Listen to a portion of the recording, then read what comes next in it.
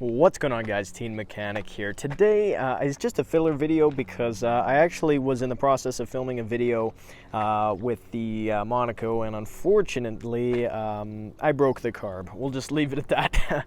But anyway, I just figured I'd bring you a very short video here on how to reset the maintenance required light that appears on a lot of Hondas. People really get scared of the maintenance required light, and that's because Honda designed it. I'm personally not a fan of it. It's just to get you into the dealer and just like, oh, what's wrong with my car kind of thing, and it's actually just to remind you that there's an oil change coming up or some kind of scheduled maintenance. But in this case, I'm actually just going to show you how to reset it. It's going to be very, very simple, and there's really nothing to it. So let's just go ahead and get right into it. So to go ahead and give you an example of what a maintenance required light is, I'll go ahead and start the car. And as you can see here, it's going to start once all the lights are out there, right there in the gauge cluster. There's the maintenance required light. Obviously it's REQ'D, but it's required, obviously, is what that means.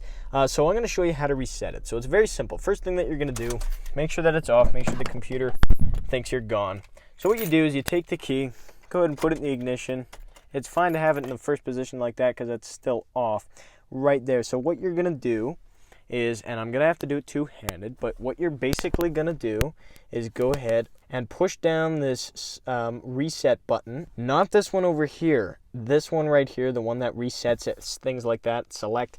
So what you're going to do is leave the ignition off, go ahead and push this in, and then turn the ignition on, and leave that pressed in until that maintenance required light goes off. All right, so here's what we're going to do. You already saw that it's on, so I'm going to go ahead and push in that button.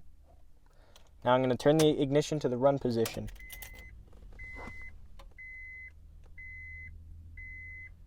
Now I'm still leaving this button pressed in, and you leave it pressed in until that light goes off. Now what you're going to want to do, turn the ignition completely off, and then turn it back on and start the car. And there you go. As you can see, it just went out. So that right there is a perfect example on how to shut off that light. So as you can see, it's off now. We'll go ahead and even try it one more time. Reset the computer, make it think we're gone. You know what we'll even do is lock the door. Go ahead and unlock the door. Open the door. Shut the door. This car is too old to have computers that track door openings or whatever, but that's okay. Start her up, and the light goes out. So that right there is how you reset that maintenance required light. Very simple to do, and you can do it yourself. I know it's quite an annoying little light to have on your dash, but it doesn't require any dealer level scan tools or anything like that. So other than that, thank you very much for watching. This is just a filler video. I hope you enjoyed it.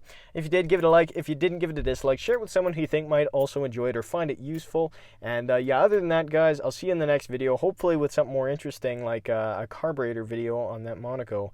Might have to be rebuilt. But anyway, again, thanks for watching. I'll see you guys in the next video. Bye-bye.